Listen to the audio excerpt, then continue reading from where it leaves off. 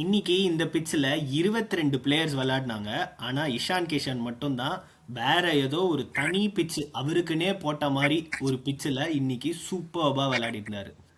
175 runs தான் India அடிச்சிருந்தாங்களா அப்படின்னு first of முடிஞ்சு பார்க்கும்போது இவங்க 230 240 ரன்ஸ்ல அடிப்பாங்க, 135 ரொம்ப கம்மியாக அடிச்சிருக்காங்களோ அப்படின்னு யோசிச்சு பார்த்தோம். ஆனால் ஏன் எப்படி பிட்ச் டிஃபிகல்ட்டாக இருந்துச்சா, பாகிஸ்தான் எந்தெந்த இடத்துலலாம் ஃபெயில் ஆனாங்க அப்படின்ற ரியல் ஸ்டோரியை இந்த வீடியோவில் ஃபுல் டீட்டெயிலில் பார்க்கலாம். மாஸ்டர், பிட்சில் இருந்து ஸ்டார்ட் பண்ணிடுவோமா? இது ஒரு பெக்யூலரான பிட்ச் இல்லை? நம்ம லாஸ்ட் வீடியோலயே பிட்ச் கண்டிஷன்ஸ் பத்தி பேசணும் பாத்தீங்களா, எக்ஸாக்டா அதே தான் நடந்தது. டேக்கி பிட்ச் டேர்ன் ஆச்சு, கண்டிஷன்ஸ் டிஃப்ரெண்டா இருந்தது. நம்ம சொன்ன மாதிரி பாகிஸ்தான் கரெக்டா ஸ்பின் அட்டாக்கை வச்சு ஃபுல்லா போட்டு தள்ளிட்டாங்க. 18 overs of spin in out of 20. ஓகேங்களா? ஸோ அதை வந்து அவங்க ஆல்ரெடி ரீட் பண்ணிட்டாங்க, அவங்களுக்கு தெரியும் பிட்ச் எப்படி இருக்குங்கிறது.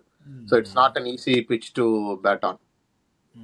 அதே மாதிரி டாஸ் வந்து இந்தியா தோத்த உடனே ஒரு டிஸ்அட்வான்டேஜாக இருந்துச்சோ தெரிஞ்சுதோ? அதாவது மேட்ச் இப்போ முடிஞ்சதுக்கப்புறம் வேற மாதிரி இருந்துச்சு, பட் ஆனால் வந்து இல்ல ஆக்சுவலா எனக்கு நான் பார்த்த உடனே பாகிஸ்தான் ஏன் பவுலிங் எடுத்தாங்கன்ற கொஸ்டின் எனக்கு இருந்துச்சு. ஏன்னா பிச்சு டேக்கியா இருக்கு அப்படின்னா it will get slower and slower. Only justification வந்து கிளவுடி கண்டிஷன்ஸா இருந்தது, கவர் கண்டர்ல இருந்ததுனால மேபி அவங்க வந்து இது எடுத்திருக்கலாம். எனக்கு தெரிஞ்சு அது பேட்டிங் ஃபர்ஸ்ட் பிச் மாதிரி தான் எனக்கு தோணுது. மேபி அங்க ஒரு டாக்டிக்ஸ் மிஸ் பண்ணிட்டாங்க. மேபி ஸ்பின் ஹெவியா இருக்கிறப்ப நீங்க வந்து டிஃபெண்ட் பண்றது இன்னும் easy, especially if the pitch is going to என்ன சொல்றது வியர் அண்ட் டியர் அப்படின்னா ஆகும். அப்படிங்கிறப்ப பெட்டர் டெசிஷன் அதான் தான் இருந்திருக்கும். ஆனால் நான் வந்து I would be like very critical on that. ஏன்னா எனக்கு வந்து okay bowling first because they had a clear plan. Spin strategy தான் நம்ம 18 ஓவர் போட போகிறோன்னு. ஒரே ஒரு இடத்துல ரொம்ப என்னடா கம்ப்ளீட் மேட்னஸ் மாதிரி தெரிஞ்சது. 20வது ஓவர் ஷைன் ஆஃப்ரிதிக்கிட்டியா கொடுப்பீங்க அப்படின்ற மாதிரி இருந்துச்சு. பட் ஆனால் nevertheless that would have not made any difference. ஆனால் அந்த ஷைன் ஆஃப்ரிடி ஓவர் தான் வந்து 175க்கு இந்தியாவை எடுத்துகிட்டு வந்துச்சு எவென்ச்சுவலி. ஸோ அந்த லாஸ்ட் ஓவர் 175 சம்மர் ஸ்கோரு, அதாவது மேட்ச் வின்னிங் ஸ்கோர் அப்படின்னு தான் வந்து இந்த பிட்சில் எல்லாருக்குமே தெரியும். பட் ஆனால் வந்து இந்த மேட்சை பார்க்கலன்னா 175 தான் அடிச்சிருந்தாங்களா அப்படின்ற மாதிரி இருந்திருக்கும்ல. இல்ல இந்த பிச்சில் வந்து 175 is very very like above par score. ஓகேங்களா? ஏன்னா அதான் பிச்சை நம்ம பேசணும் இல்லைங்களா, ஸ்பின்னர்ஸுக்கு அவ்வளோ ஹெல்ப் இருந்தது. இன்ஃபேக்ட் இனிஷியல் ஓவர்ஸ்ல கொஞ்சம் ஒரு ஒரு நீங்க ஷார்ட் ஆஃப் லென்த் இல்லை ஏதோ ஒரு பர்ச்சேஸ் இருந்தது. So it's not like you can hit through the line வந்து கண்டிப்பா பண்ணவே முடியாது அந்த பிச்சில். அது வந்து கிளியரா தெரிஞ்சது. ஸோ 175ங்கிறது வந்து இட்ஸ் பியாண்ட் என்ன சொல்றது, பாகிஸ்தான் பேட்டிங் லைனப் இது கண்டிப்பா பியாண்டுங்கிறது தெரிஞ்சது.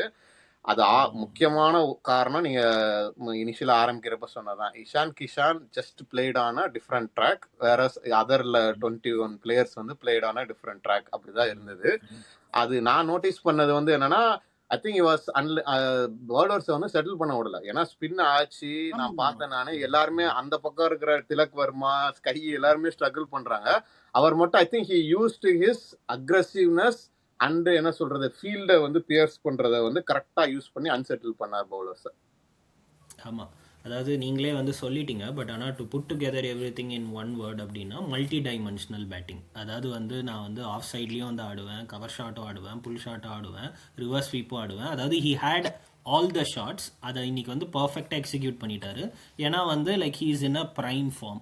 ஸோ இப்படி பண்ணதுனால நம்ம இப்போ எப்படி போடணும் அப்படின்றதுக்கு மாதிரி கிளியர் பிளான்ஸோட வந்த பவுலர்ஸ் எல்லாருமே ரொம்ப அன்செட்டில் ஆகிட்டாங்க. ஸோ அதுதான் வந்து அவர்கிட்ட தனி டிஃப்ரென்ஸாக தெரிஞ்சது. If he had stayed for another 1 or 2 hours 200 ஈஸியாக ப்ரீச் பண்ணியிருப்பாங்க India. Yeah, on top of it, he can play both fast bowlers and spinners. I shouldn't say play. He can attack both bowling type. எனக்கு எல்லாரும் Ishan Kisan innings ரொம்ப குரூஷியலா நம்ம பார்ப்போம். நானும் அதை agri பண்றேன். எனக்கு தெரிஞ்சு அந்த ஸ்கையோட இன்னிங்ஸும் எனக்கு என்னமோ வந்து ரொம்ப குரூஷியலா இருந்த மாதிரி இருந்தது. அந்த அந்த இடத்துல வந்து ஒரு ஹோல்டு பண்ணி he was like just ensuring like நம்ம கொலாப்ஸ் ஆகல. ஆனா he was playing like okay, ஒரு சட்டிலா ஒரு கியர் டவுன் பண்ணி விளையாண்டுகிட்டே இருந்தாரு. இன்ஃபேக்ட் ஒன்னே ஒன்று நான் நோட்டீஸ் பண்ணேன்னா, அவர் தாரிக்கை வந்து யாருக்குமே வந்து ரன் எடுக்க முடியல. அவர் சூரியகுமார் யாதவ் மட்டும்தான் ஓரளவுக்கு ரீசனபிளா அட்லீஸ்ட் 1 or 2 பவுண்டரிஸ் அடிக்கிற அளவுக்காவது பிளே பண்ணாரு. அவர் அவுட் ஆனாரு, ஆனா அவரால் அட்லீஸ்ட் அதை பிளே பண்ண முடிஞ்சது. So his innings along with அந்த லோயர் ஆர்டர் டூபே அண்ட் ரிங்குவோட ஃபினிஷ் இருந்ததுனாலதான் வந்து it basically become like out of hands for Pakistan score போன மாதிரி இருந்தது. ஆமாம், நம்ம 175 நம்ம வந்து மேட்ச் வின்னிங் ஸ்கோர் தான். பட் பாகிஸ்தான் வந்து ஃபைட்டே பண்ணாமல் வந்து லூஸ் பண்ண மாதிரி தான் இருந்துச்சு. அதுக்கு ரீசன் வந்து நம்மளோட பவுலிங் டாமினன்ஸ். அதாவது நம்மளுமே வந்து இந்த பிச்சுக்கு ஏற்ற மாதிரி ஸ்பின்னர்ஸ் நிறைய பேர் எடுத்துகிட்டு போயிருந்தோம். குல்தீப் யாதவ் இருந்தார், அக்ஷர் பட்டேல், வருண் சக்கரவர்த்தி எல்லாருமே இருந்தாங்க. ஆனால் கம்ப்ளீட் டாமினன்ஸில், அதாவது ஃபஸ்ட்டு பவர் பிளேலேயே மேட்ச் முடிஞ்சிருச்சுன்னு நினைக்கிறேன். நான் உங்களுக்கு 3 hours முடியும் போது அமைச்சிருந்தேன் மேட்ச் ரிசல்ட்.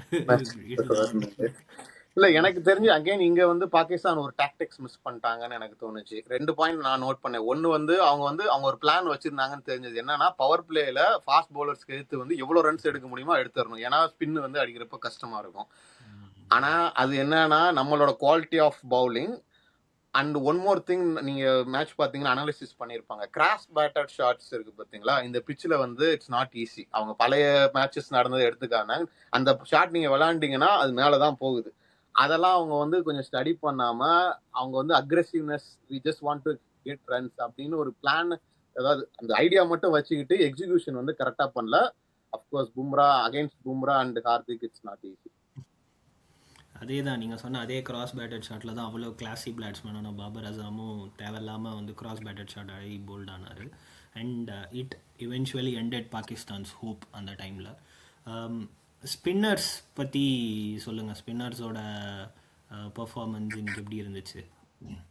இல்ல they utilise the conditions really well. ஆமா ஆமா, அதான் இந்த மாதிரி ஒரு பிச்சு எப்போ கிடைக்காதாடா அப்படின்னு பாக்குற மாதிரி தான் அவங்க இருந்திருப்பாங்க.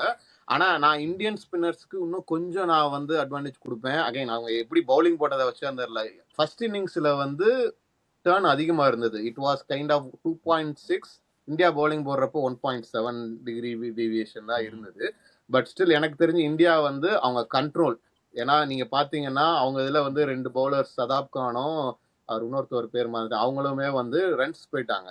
ஆனா இந்தியா வந்து கண்ட்ரோல் பண்ணி 3 ஸ்பின்னருமே பெர்ஃபெக்டா கண்டிஷன்ஸை யூட்டிலைஸ் பண்ணி எக்ஸிக்யூட் பண்ணது. Again comes down to the execution and the conditions utilisation. Tilak வர்மால விக்கெட் எடுத்திருந்தார் போல இருக்கு இன்னைக்கு. ஆமா, அவருக்கு இந்த மாதிரி பிச்சில் பவுலிங் கொடுக்கலாம். ஆமாம், eventually it is a spinners day, அதாவது நீங்கள் எதிர்பார்த்துக்கிட்டு இருந்த மாதிரியே. ஒரே ஒரு விஷயம் மட்டும் நான் சொல்லணும்னு நினச்சது வந்து என்னென்னா, சிவம் டூபேவோட ஒரு லிட்டில் இன்னிங்ஸ், அதாவது லாஸ்ட்டில் வந்து சூரியகுமார் யாதவ் கூட வந்து ஒரு பார்ட்னர்ஷிப் அண்ட் ரிங்கு சிங் கூட அந்த எண்டில் இருந்தார் லாஸ்ட் ஓவரில். நிறைய தடவை வந்து we are like missing out speaking about Shivam Dube's like 20s and quick 30s. I think இன்னைக்கு 175ல் அவரோட பங்குமே வந்து ரொம்ப நீட்டாக இருந்துச்சு. அவர் என்ன கேம் விளையாடணுமோ அந்த கேமை விளையாண்டாரு. ஸோ அது வந்து நான் சொல்லணும்னு நினச்சேன், ஏன்னா நிறைய தடவை நம்ம அவரை பற்றி பேசுறதில்ல. ஓகே, தட் பீயிங் செட், இன்னைக்கு வந்து மேட்சோட ஓவரால் ஒரு இந்தியன் ஃபேன்ஸாக நல்ல சாட்டிஸ்ஃபைட். நீங்கள் சொல்லுங்கள் உங்களோட ஃபைனல் தாட்ஸ். இல்ல அதுதான், இது வந்து என்ன சொல்றது, இந்த மாதிரி ஒரு மேட்ச் ஒரு டஃப் கண்டிஷன்ஸ்ல ஒரு ரைவர்லி ப்ரெஷர் சிச்சுவேஷன்ல வந்து இந்தியா இதை வின் பண்ணது வந்து gives them really like big confidence and booster. இந்த மாதிரி மேட்சஸ்லாம் வந்து நீங்க வெறும் ஸ்கில்ஸை மட்டும் வச்சு இது வின் பண்ண முடியாது. Pressure handling, planning, execution and most importantly adapting to the conditions தான் வந்து எனக்கு தெரிஞ்சு இந்தியா வந்து வின் பண்ண வச்சதுன்னு நான் நினைக்கிறேன். ஓகே வியூவர்ஸ், நீங்கள் எந்த ஒரு ஃபேக்டர் வந்து இந்தியாவை இந்த மேட்ச் வின் பண்ண வச்சுருக்கு அண்ட் இந்த வேர்ல்டு கப்பை இந்தியா வின் பண்ணுறதுக்கு எவ்வளவு க்ளோஸாக இந்த மேட்ச் எடுத்துகிட்டு போயிருக்கு அப்படிங்கிறத வந்து கமெண்ட்ஸில் சொல்லுங்கள். Until meet you next video, signing off Vikram and Master, thank you.